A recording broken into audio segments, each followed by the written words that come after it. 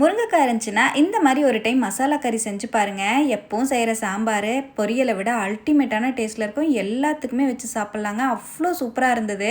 சட்டியில் ஒரு table spoon வேர்க்கடலை, ஒரு டேபிள் ஸ்பூன் கட் பண்ண தேங்காவை சேர்த்து நல்லா வறுத்ததுக்கப்புறம் ஒரு டேபிள் ஸ்பூன் அளவுக்கு கொத்தமல்லி, சின்னதாக ஒரு துண்டு பட்டை, 3 கிராம்பு, ஒரு ஏலக்காய், ஒரு டீஸ்பூன் கசகசா சேர்த்து நல்லா வறுத்து மிக்ஸி ஜாருக்கு மாற்றி தேவையான அளவுக்கு தண்ணி சேர்த்து அரைச்சி எடுத்துட்டு 3 தக்காளி பழத்தையும் அதே மிக்ஸி ஜாரில் சேர்த்து அரைச்சி எடுத்து வச்சுக்கோங்க.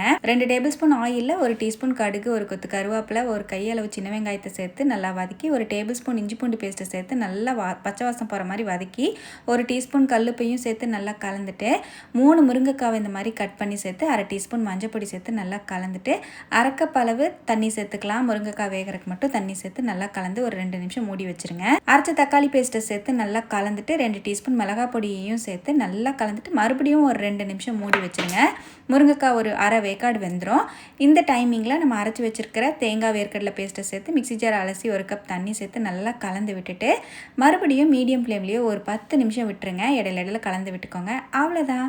முருங்கைக்காய் வெந்துருச்சான்னு செக் பண்ணிவிட்டு ஸ்டவ்வை அணைச்சிட்டு நறுக்கின மல்லித்தலையை தூவிட்டு சுட்ட சுட்ட சப்பாத்தி, பூரி, களி, சாதம், சப்பாத்திக்கெல்லாம் வச்சு சாப்பிடுங்க. அவ்வளோ அல்டிமேட்டாக இருக்கும். கண்டிப்பாக ட்ரை பண்ணிவிட்டு எப்படி வந்து ஷேர் பண்ணுங்கள்.